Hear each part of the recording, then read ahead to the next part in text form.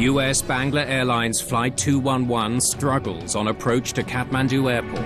It's very dangerous and the visibility is low in that area. The plane was flying close to the ground.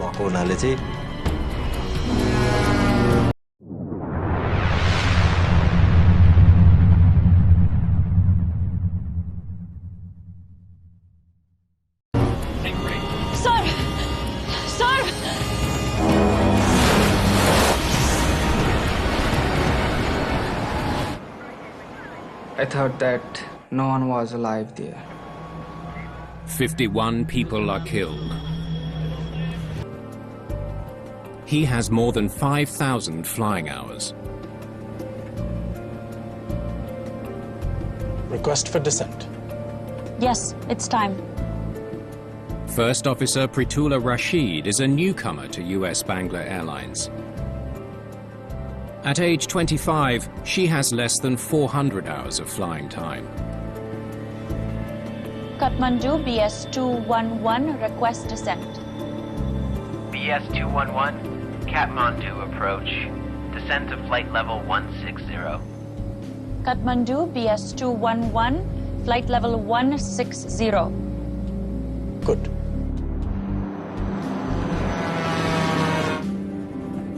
Their destination is Kathmandu Airport in Nepal.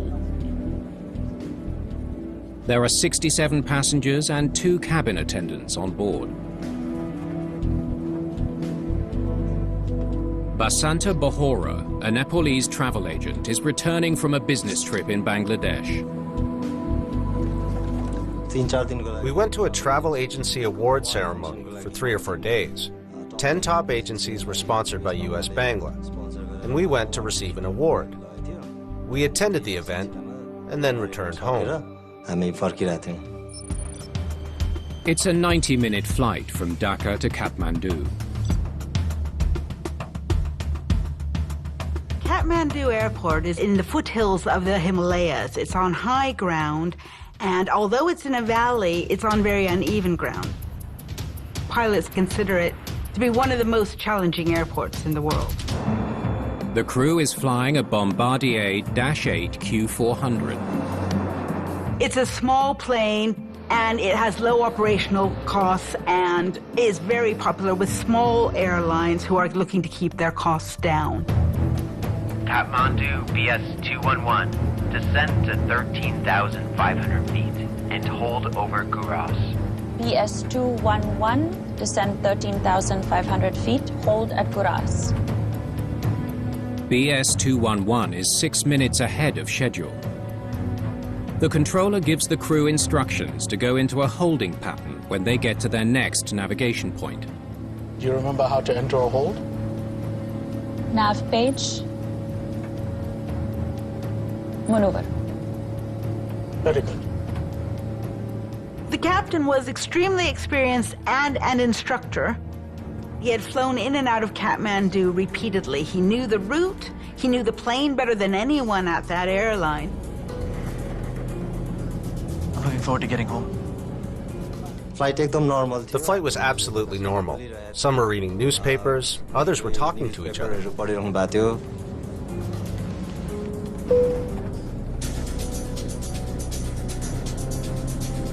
BS211 is now 20 miles from Kathmandu. First Officer Rashid makes contact with air traffic control at the airport. Kathmandu Tower, BS211, finals, runway 02. BS211 Tower, wind 8 knots, runway 02, continue approach. BS211 is on final approach to runway 02. Tribhuvan International Airport has one 10,000-foot airstrip. Planes approaching the airport from the south land on runway 02, and from the north on runway 20. The 2 runway references are based on in which direction you are using the runway. Obviously, you do not want planes coming and going in both directions. The aircraft is now 3 miles from runway 02. BS211, wind 220 degrees, runway 02, clear to land. Clear to land, Bangla Star 211. But BS211 isn't ready to land. Have you seen the runway?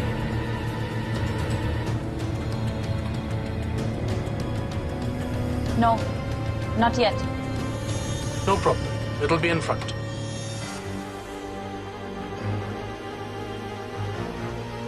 BS211, you were given landing clearance to runway 02.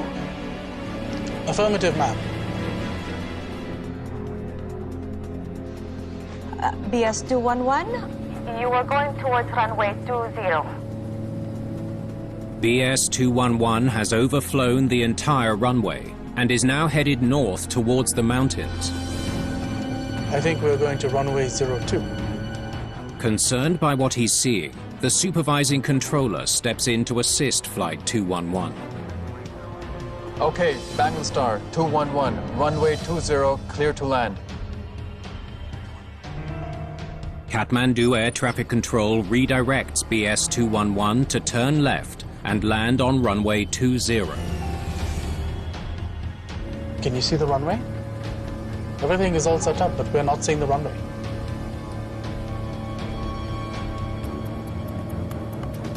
No runway yet. That means the runway is to our right.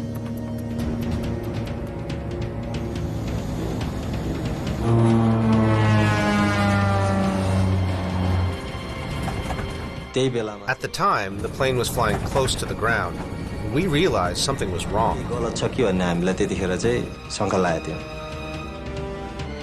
To complicate matters, there's another plane 2 miles out on final approach to the runway.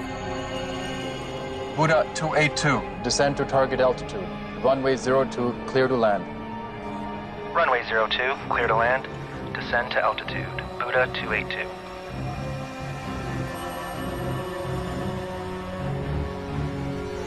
What is he doing? BS211, traffic at final 02 at 2 miles. The controller warns BS211 about the inbound plane. It's one runway, it's a single piece of real estate. And obviously what you can't have is both directions of the runway functioning at once. It's a head-on collision. BS211, do not proceed towards runway 20. Traffic is on short final, runway 02. Clear to hold your present position. Copied. Let us know, sir, once the aircraft lands.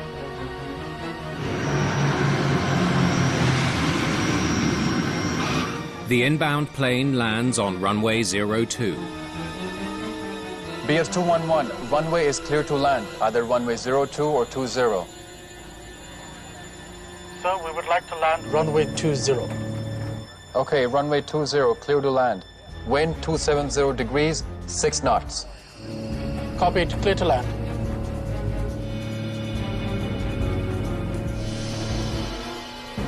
But the plane isn't lining up with the runway.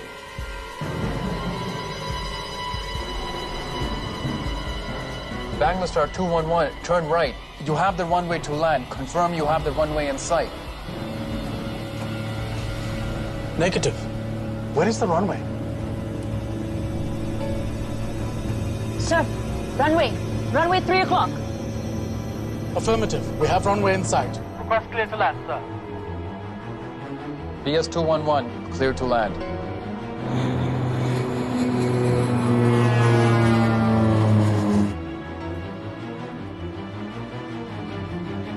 He's lining up for the taxiway. BS211, that is not the runway. Over, that's not the runway. BS211, that is not the runway. I say again. The pilots make a last-minute adjustment to try to line up their plane with the runway.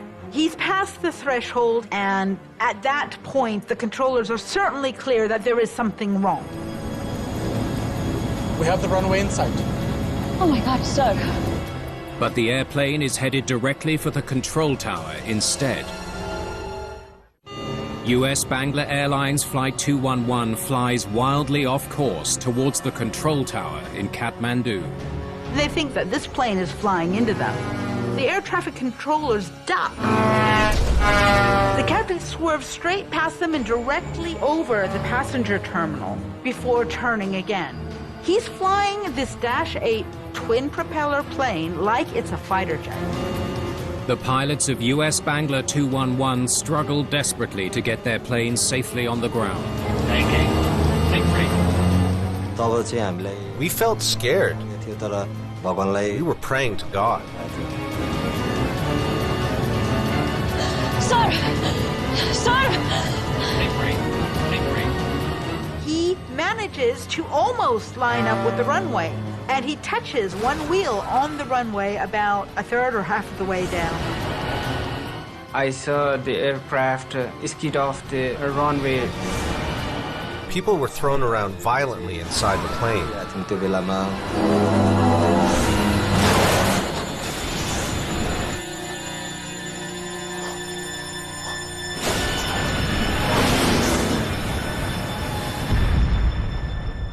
US-Bangla 211 bursts into flames 440 meters from the runway.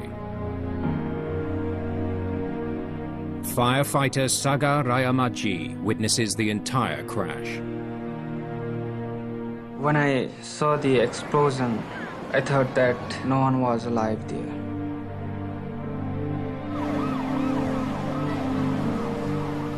Our fire trucks were immediately on the crash site. People who were conscious started crying and screaming. We headed towards a hole where the light was coming from. I fell on the ground after walking a few steps away from the plane. Not everyone is so fortunate. 49 people are dead, including both pilots.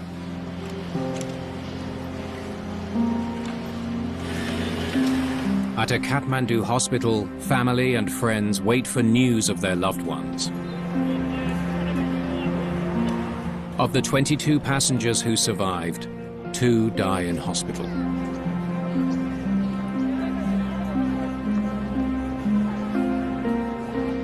A multinational commission is formed to investigate the tragedy. It consists of delegates from Nepal, Bangladesh, and Canada representing the Canadian manufacturer of the Dash 8, Bombardier.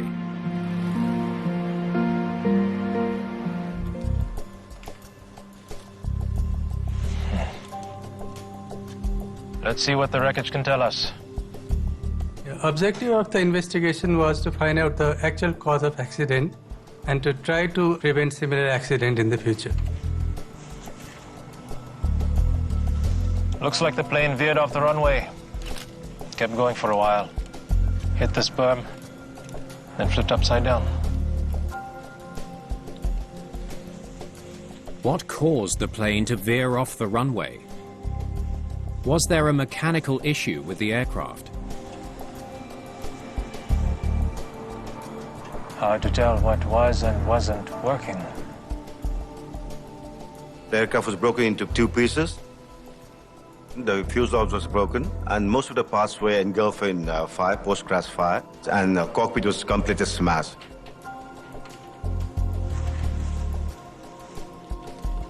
The team gets a lucky break. Yeah, good work. The aircraft's flight data recorder and cockpit voice recorder have survived the fire. They're sent to Ottawa for analysis by the Canadian Transportation Safety Board.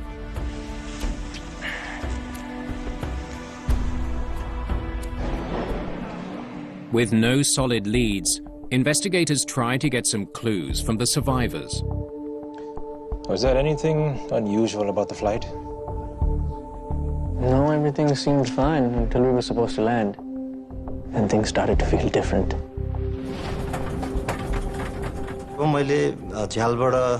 When I looked outside the window, I could see people and houses close by. This made me feel that the flight was really close to the ground. Did the pilot provide any updates on what was happening? None.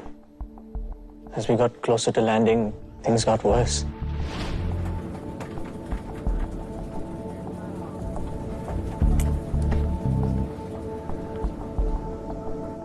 We hit the ground hard. Skidded off the runway.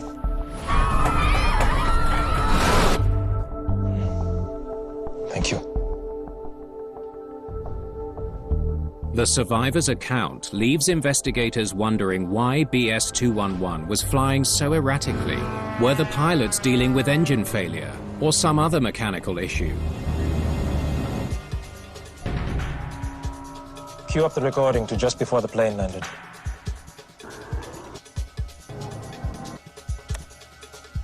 Investigators review video footage of the final seconds of Flight 211. Well, there were several CCTV security cameras which captured different angles of the aircraft during approach.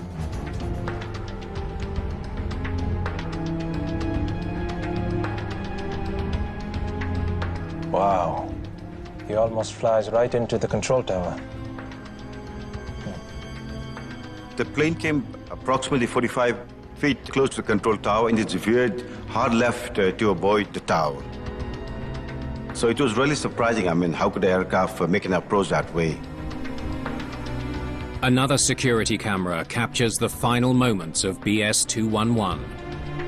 They're coming in fast. The plane is banking to the right. They touched down more than halfway down the runway.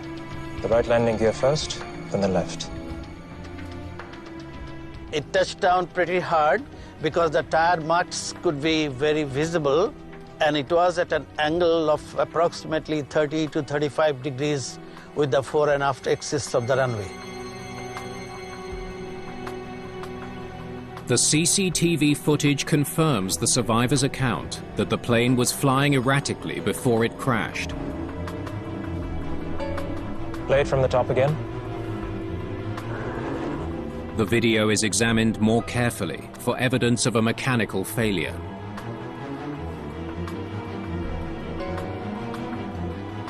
The props were working. The team quickly rules out engine failure. It's hard to tell from this if there was a flight control issue. Investigators are no closer to solving the mystery of BS-211. I wonder what the controllers can tell us. Investigators turn to air traffic controllers at Kathmandu Airport to determine if US-Bangla Flight 211 was struggling with a flight control issue. Did the crew report any mechanical problems? Quite the opposite. The captain seemed very calm as we offered assistance. We have the runway in sight. The crew never sounded an alarm, never said to the ATC they were having any mechanical problem with the aircraft. Walk me through what happened. We cleared the plane to land on runway 02, but noticed the plane had passed the runway threshold and was flying parallel to the runway.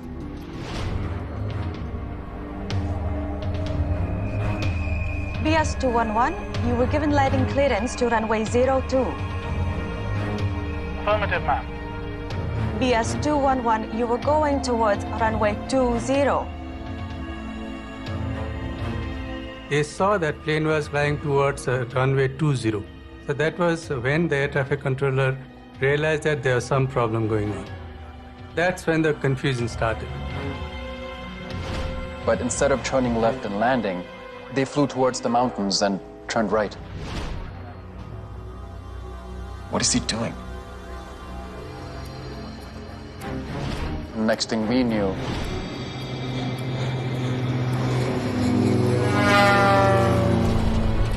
they flew right past the tower. We thought maybe they were lost.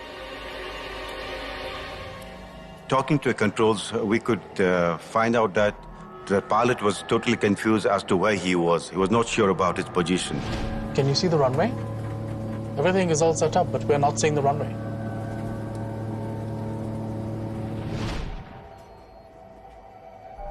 Even though the crew didn't report a control problem, investigators still can't rule it out. Thank you. Were both pilots disorientated, lost as they made the final approach? Let's have a look. The team examines the charts the pilots used for their approach into Kathmandu. The Jefferson chart looks fine.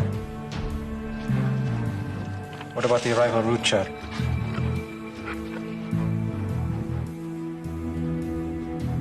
No issues with this one either.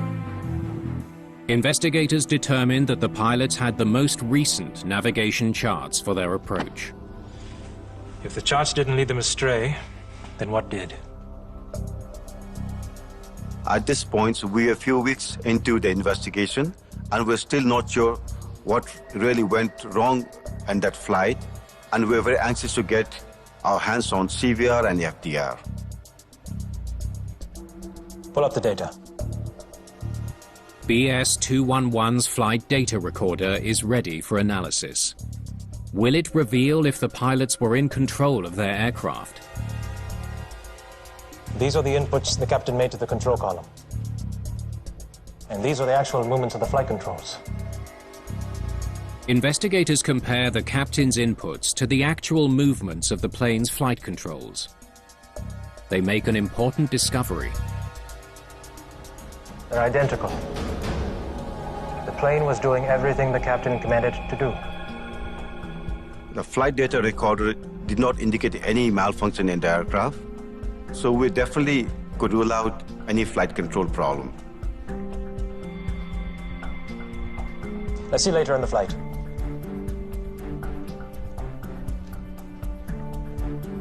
Take a look at these inputs. They're so extreme. Bank angle, sink rate.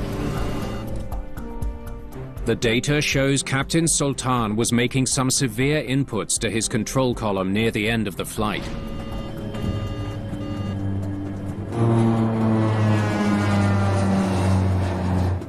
This coincides with the survivor's account of what happened. His maneuvering at low level was completely unorthodox. Sink rate, bank angle. If there wasn't a flight control problem, why was the captain flying the plane so erratically?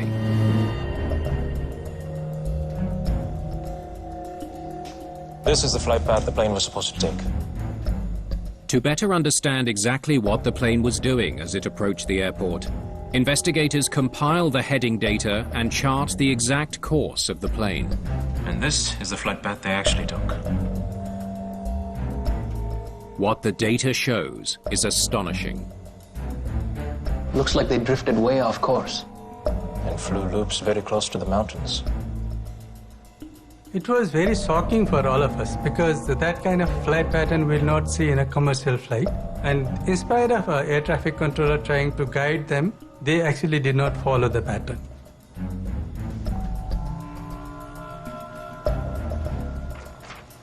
Looks like the trouble started right here. 17 miles out when they arrived at Guras waypoint. Pilots navigate by following a series of waypoints, or GPS locations, along their flight path. Guras is the last waypoint into Kathmandu Airport. Guras was the point from where they actually started deviating. Investigators dig deeper into the FDR data to understand why BS-211 drifted off course at Guras.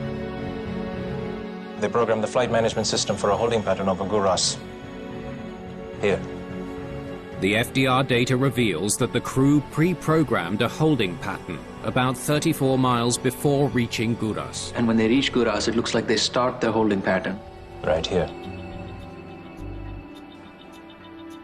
But the heading data shows the crew didn't complete their holding pattern. The question is, why? We need to know what was going on in that cockpit.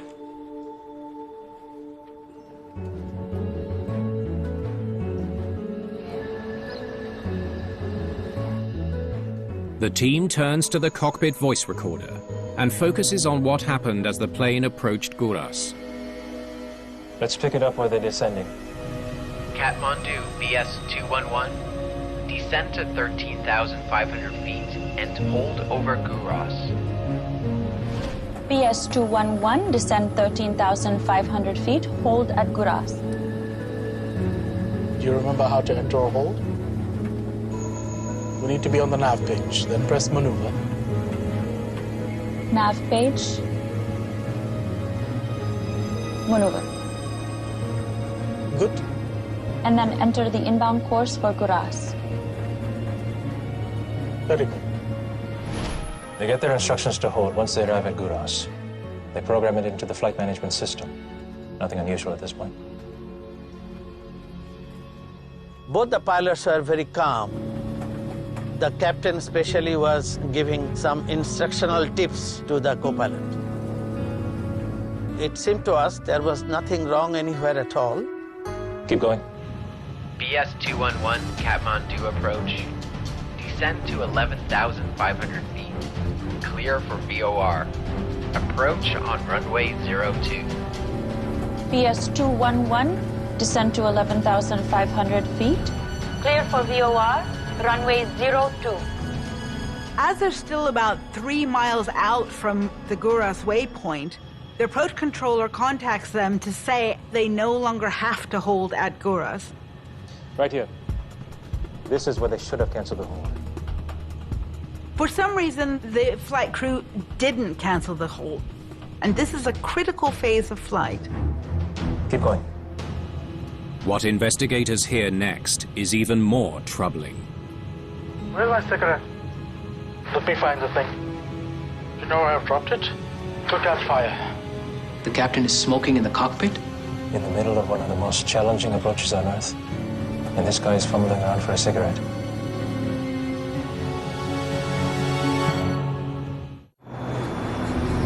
US-Bangla Flight 211 is on approach to Kathmandu Airport.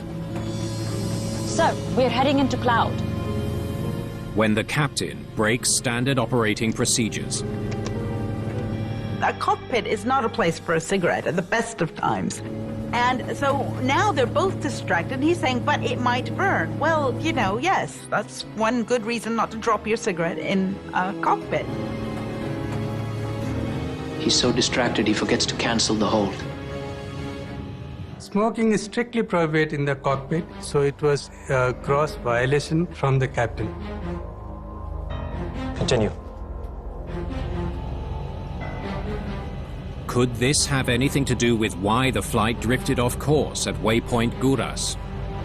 Kathmandu, Bangla 211, overhead Guras at 11,500. Roger.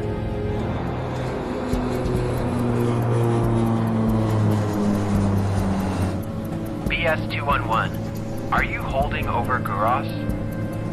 The controller notices that BS-211 is holding when it should be continuing its approach. Sir, we're holding.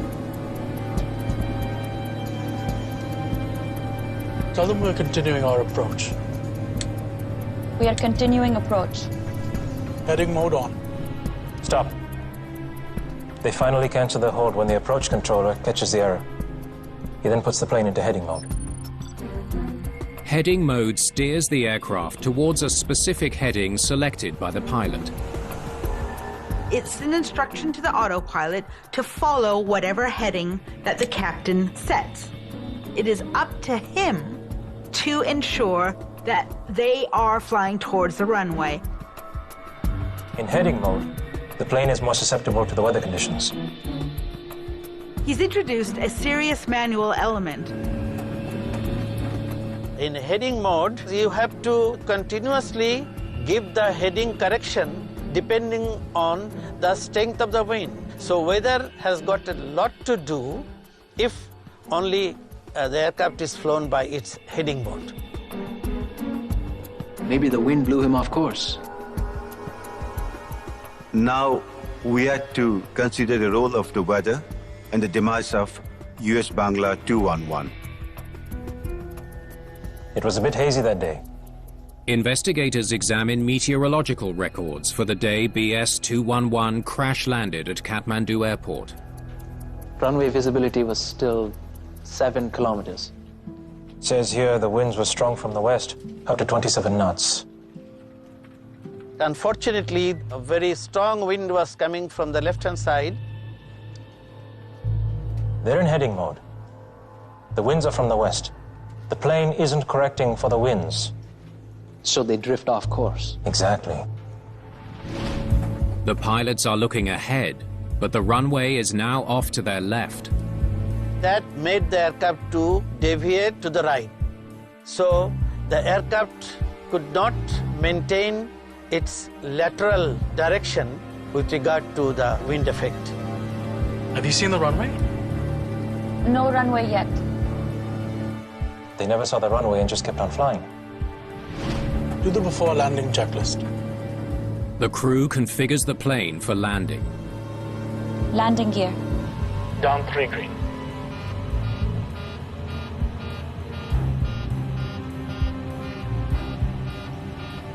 The captain called down 3 green, confirming the landing gear was down. And moments later, a warning sounds indicating the landing gear is up. The captain says nothing about it.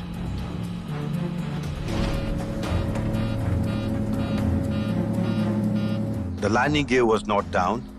The landing gear unsafe warning was sounding in the cockpit.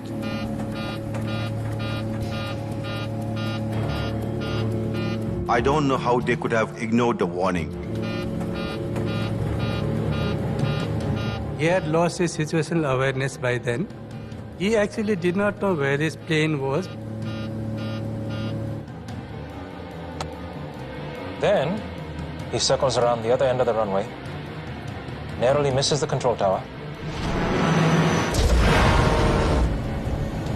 tries to make a near impossible landing. We are quite surprised our experienced captain, like him, would maneuver the aircraft in such a dangerous way. That was really surprising for us.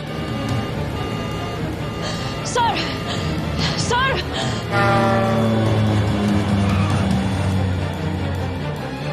What could have led the captain to fly this reckless approach? It seems that he tries to land the plane no matter what. We needed to look into the captain's background. The captain was a fighter pilot for 10 years with the Bangladesh Air Force. Investigators delve into Captain Abid Sultan's background and discover that he was a highly experienced pilot. He flew into Kathmandu regularly. He joined US-Bangla in 2015, and he was not just a pilot and a captain there, he was also their check pilot. That means it was his job to do check rides for all the other pilots to ensure that they understood the Dash 8s. With no clear answers as to why Captain Sultan bungled his approach, investigators return to earlier in the CVR recording for answers. Played from earlier in the flight. BS-287, please confirm onboard fuel. Operations 211. BS-211, go ahead, sir. Why the hell do you need onboard fuel? Why do you ask me the onboard fuel? Tell me the reason you want to do with onboard fuel. I want a bloody written explanation when I come back to Dhaka. The captain's vocal pitch and language indicate he was extremely agitated and stressed. He blows up and wants to know why they're talking to him and why they're asking him this question. Well, they weren't. BS-211, the request is for BS-287. Safe flight, sir. Don't talk to me about safe flight. Don't talk to me unless I call you. He overheard a message and misheard who they were talking to, but he lost his temper and blew up. He was definitely annoyed, angry, and he was not balanced at that particular moment. Why is the captain so agitated?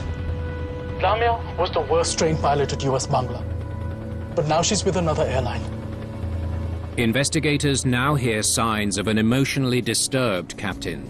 She's bad-mouthing US-Bangla instructors, including me. He talks about a female colleague who worked with him in the same airline. She accused him of not being a good instructor and not being very competent enough to teach. It's clear the captain's distraught about the accusations. But this guy's a professional. Could a complaint from a former colleague have affected Sultan to the point that he crashed the plane? I've been weeping, crying. Where did I go wrong? He's trying to clear his name with the first officer, who is uncomfortable with the whole conversation. He is having some kind of mental breakdown, and she's not in a position to say, you aren't safe to fly, we should turn around. That's not all investigators discover. According to this, the captain submitted his resignation the day before his fatal flight. The day before? He said he tendered his resignation and he was going to leave the company in 3 months' time, all because of this false accusation from this female colleague. It's now clear to the team that Captain Sultan was emotionally unstable. We needed to look into the medical background of the pilot. Digging deeper into the captain's military records, investigators come across some disturbing information. In 1993, the Bangladesh Air Force discharges him due to depression. This depression had been the cause of him being forcibly retired from the military. He didn't leave, he was declared unfit to fly. A decade later, he starts flying commercially. He was evaluated in 2003. He was found to be not suffering from any of the effect of the clinical depression, and he was found fit to fly. Was the airline aware of the captain's medical history? There's no mention of depression in his entire time with the airlines. How is it the airline didn't know?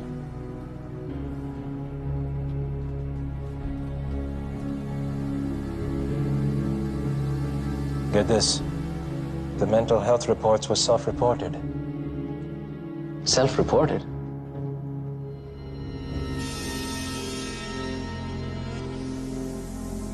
US-Bangla had no idea that the captain had this history or that he'd ever been banned from flying. They were relying on him to report his own mental health. Did the captain's troubled state of mind ultimately lead to the fatal crash landing of US-Bangla Flight 211?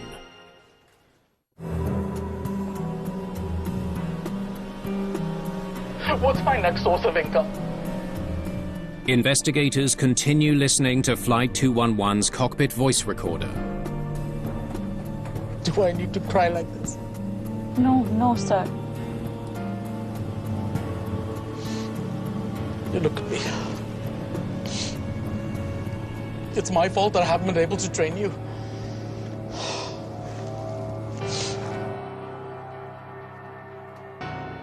The team hears evidence of a man who was desperate to salvage his reputation.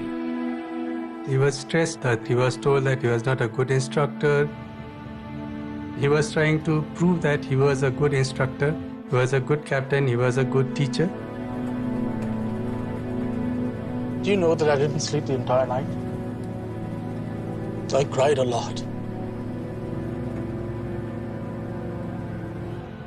To top it all off, the captain was sleep deprived. We have a clear sign that this is a pilot who should not be flying a plane. He's clearly fatigued. He has not had the requisite number of hours of sleep and rest that he should have had before the flight. It is his duty to tell US-Bangla to contact operations and say, I am not going to be able to fly this plane. Investigators finally have a clear picture of what happened on board BS-211. Lamia was the worst trained pilot at US-Bangla. But now she's with another airline. A seasoned pilot with a history of depression was emotionally distraught after having his competence questioned. She's bad-mouthing US-Bangla instructors, including me. He wanted to leave the company, all because a female colleague has questioned his reputation as an instructor. He was very hurt to hear that. Suffering from fatigue. You know that I didn't sleep the entire night. And I cried a lot. He begins his approach into one of the most challenging airports in the world. The captain manages to hold the flight together until... Where's my cigarette? He breaks standard operating procedure at a critical moment. Could catch fire. The distraction causes the captain to mismanage the approach. Sir, we're heading into cloud. Consumed by his need to prove to the first officer that he's a good pilot. Can you see the runway? Everything's all set up, but we're not seeing the runway. The captain ignores the warning signs that he's not ready for a safe landing. Landing gear. Down 3 green.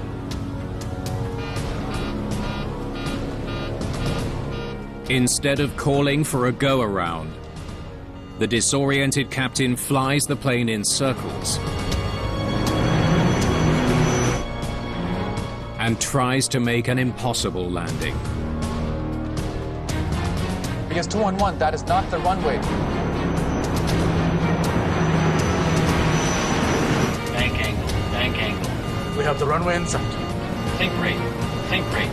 He was maneuvering at low level, flying around the airfield like some sort of Top Gun pilot. It was absolutely reckless.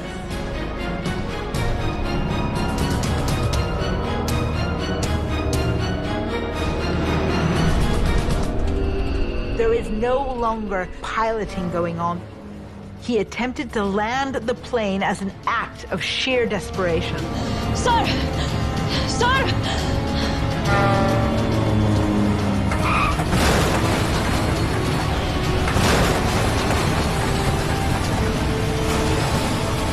All he wanted to do was land at any cost.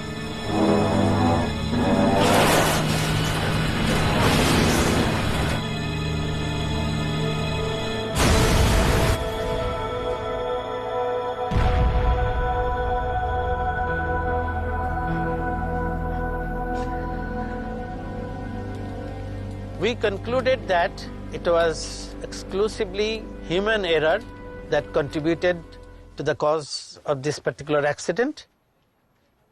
He totally mismanaged the flight. Investigators recommend that pilots who have been grounded for medical reasons be given thorough physical and psychological examinations before their license can be renewed. When I remember that day, I always think that I am lucky to have survived. Many people died, so I thank God. I'm still scared when I think of that day, but yes, I feel lucky.